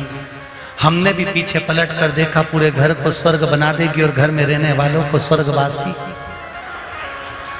ये तो विचार, पूरे घर को स्वर्ग बना दूंगी, एक बार शादी तो हो जाए। अब जो इतनी बड़ी बड़ी बात कहे कि पूरे घर को स्वर्ग बना दूंगी, घर में 25 मेहमान आ जाए और इससे कहा जाए कि 25 मेहमानों का भोजन बना दे, बना देगी? घर की मां को निकलकर बाहर आना पड़ेगा। ये तो आराम से 7:30 बजे जगदम्बा उठेगी, भेरू को जगाएगी। तो मम्मी ने चाय बना दी हो तो लिया, और ये भेरू गया चाय भी ले आया और हाथ जोड़ के केले, ओ कात्यायनी, हाथ जोड़ के गच्छ।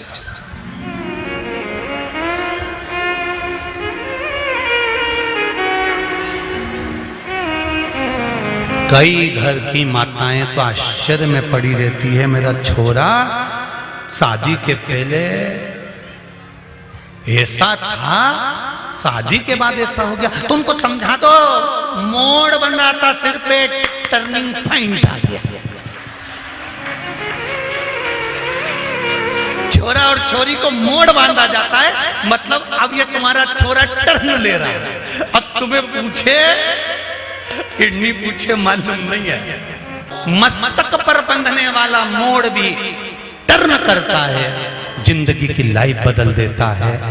उस समय पर जरूरी है पति और पत्नी के सिर पर जब जवानी में, तरुणाई में मस्तक पर मोड़ बांधा जाए, तब पति और पत्नी को सोच लेना चाहिए अब हमारा टर्निंग पॉइंट आ रहा है, इसलिए हमें भी अपने दिल को शंकर के प्रति मोड़ देना चाहिए, जीवन उसके सहारे चाहिए। भगवान का भजन बूढ़े लोगों के लिए नहीं, क्योंकि इन्होंने तो बुजुर्ग अवस्था पा ली है। सुधरने की जरूरत है आने वाली पीढ़ी को, मंदिर जाने की जरूरत है आने वाली पीढ़ी को, भजन की जरूरत है आने वाली पीढ़ी को।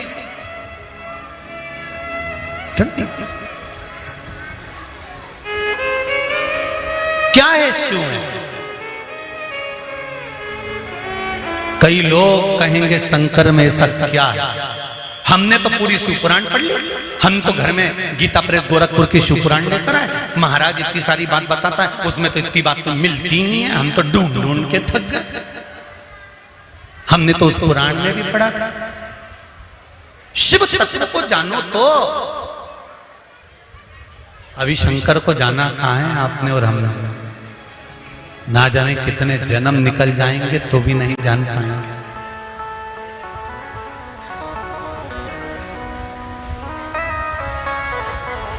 शंकर को जानना सरल। कई लोग कहेंगे बताओ ना जाने कहाँ कहाँ की कथा बाज दे, ना जाने कहाँ की कथा है बताओ। क्या भाव दिल के हृदय के भाव।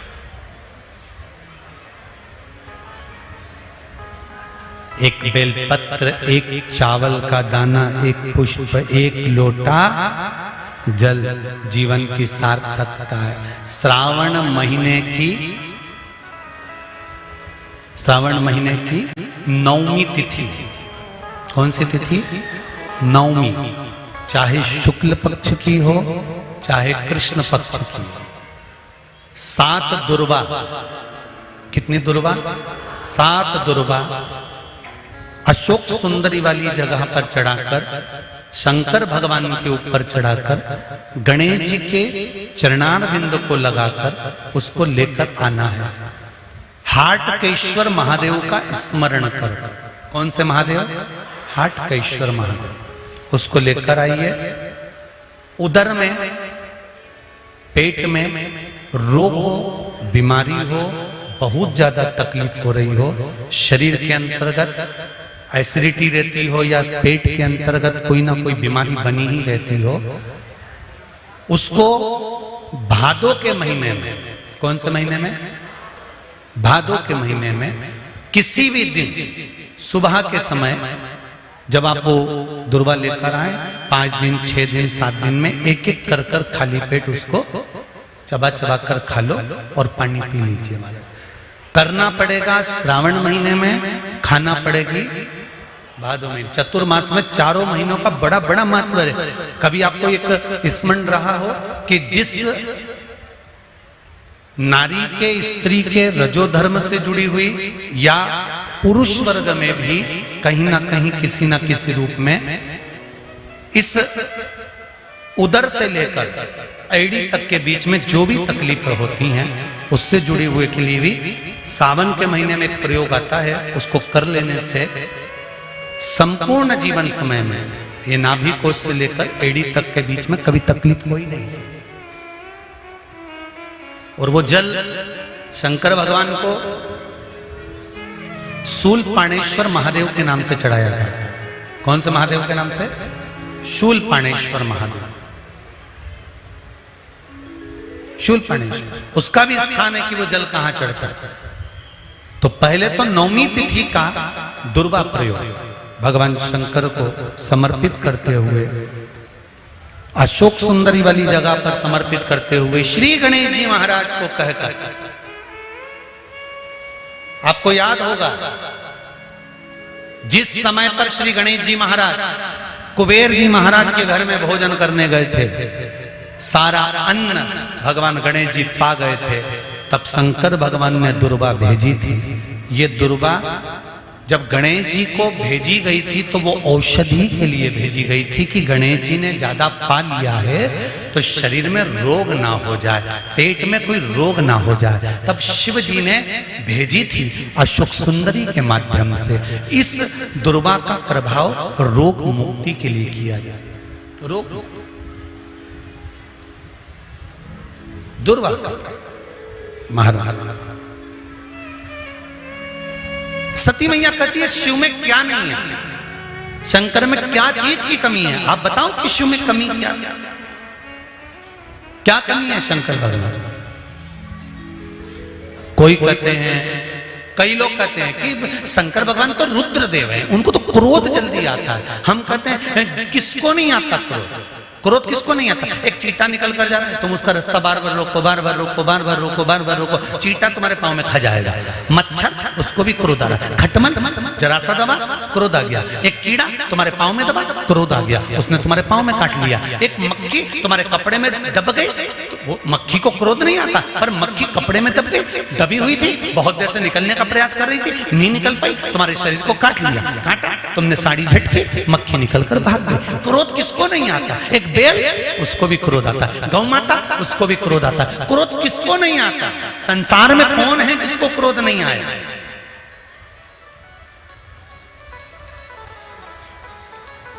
मेरे शिव को क्रोध आता है, पर कब आता है?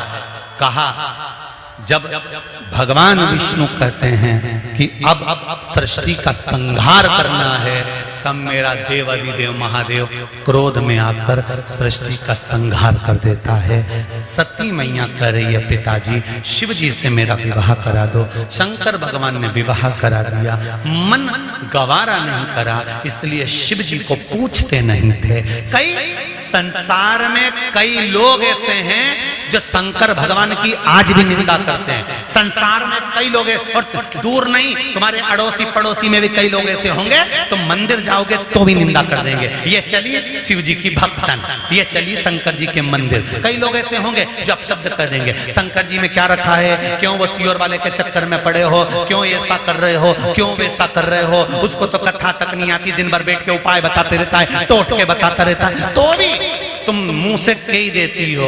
उसने किसी के घर जाके थोड़ी ना किया कि तुम उपाय करो, मन हो तो करो, नहीं तो चच्चर तान के सो। कौन कहे? किसी और वाला महाराज तुम्हारे घर पर आकर कहा था कभी कि तुम ये करो, अगर तुम्हें कथा अच्छी लगे तो टीवी चालू रखो, नहीं तो रिमोट तुम्हारे हाथ में दूसरा महाराज आ रहा होगा, उसको देखो। कहा किसने तुमसे किसी और वाले महाराज को? शंकर से दिल लगाना सरल नहीं है, शिव से दिल लगाना बड़ा कठिन है। मैं विवाह करूंगी तो शंकर से करा विवाह। दक्ष प्रजापति को अच्छा नहीं लगा, अच्छा नहीं लगा, समय आया सती मैया यज्ञ अग्नि में कूद कर प्राणों को त्याग दी। हिमालय राज के यहाँ पार्वती बनकर प्रगटी। माता पार्वती का विवाह शंकर भगवान के साथ हो रहा है। सावन के प्रत्येक सोमवार सावन के महीने में शिव जी की कुबेरेश्वर बाबा की आरती होती है। 5 बजे शंकर भगवान की कुबेरेश्वर धाम की आरती रहेगी। आप लोग भी बड़े आनंद से शंकर भगवान की कुबेरेश्वर धाम की आरती का आनंद लेकर जाना।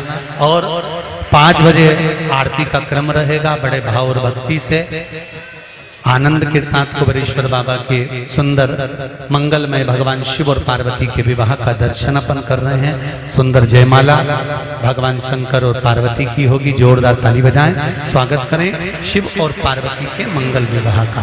पार्वती मैया शंकर भगवान के गले में जयमाला दे रही हैं। जोरदार ताली बजाएं। हर हर शंकर भगवान पार्वती मैया के गले में जयमाला पहना रहे हैं। भाव भक्ति से सुंदर आनंद करते हुए दोनों जजमान आकर कन्यादान करेंगे। आप सब लोग बड़े भाव से आनंद से कल श्रावण शिव महापुराण की कथा को आगे बढ़ाएंगे और अग्रणी रहेंगे। हर हर महा